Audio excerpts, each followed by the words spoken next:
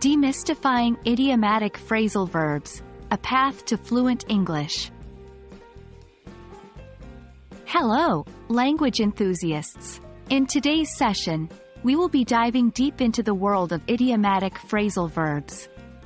This topic might seem complex initially, but trust me, once you understand it, it will take your English language skills to the next level.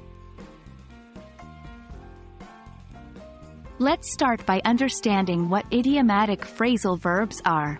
Simply put, idiomatic phrasal verbs are combinations of words including a verb and one or two particles, prepositions or adverbs, which together take on a completely different meaning from the individual words.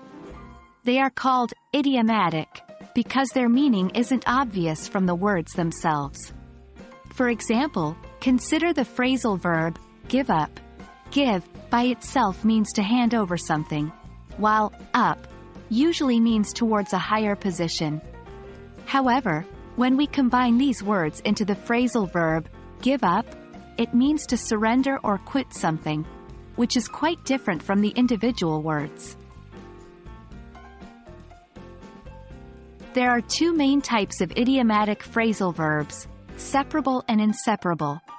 Separable phrasal verbs allow the object to be placed between the verb and the particle. For example, turn off is a separable phrasal verb because you can say both turn off the light and turn the light off. On the other hand, inseparable phrasal verbs do not allow the object to be placed between the verb and the particle. For example, look after is an inseparable phrasal verb because you can only say look after the baby, not look the baby after. Now that we know what idiomatic phrasal verbs are and the types, let's see them in action. 1. Break up, separable. This could mean to end a relationship. For instance, he broke up with his girlfriend. 2. Come across, inseparable. This means to find something or meet someone by chance. For example, I came across this old photo while I was cleaning the house. 3. Put off, separable. This means to postpone. For example, she keeps putting off going to the dentist. 4. Get along with, inseparable. This means to have a good relationship with someone. For example, I get along with my colleagues.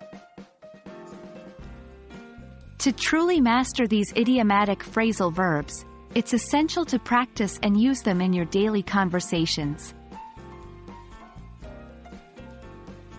And that wraps up our exploration of idiomatic phrasal verbs. It's a challenging part of English grammar, but it's also what makes the language so colorful and expressive. Remember, practice is the key. The more you use these phrasal verbs, the more natural they will feel. Until next time, keep practicing, and happy learning.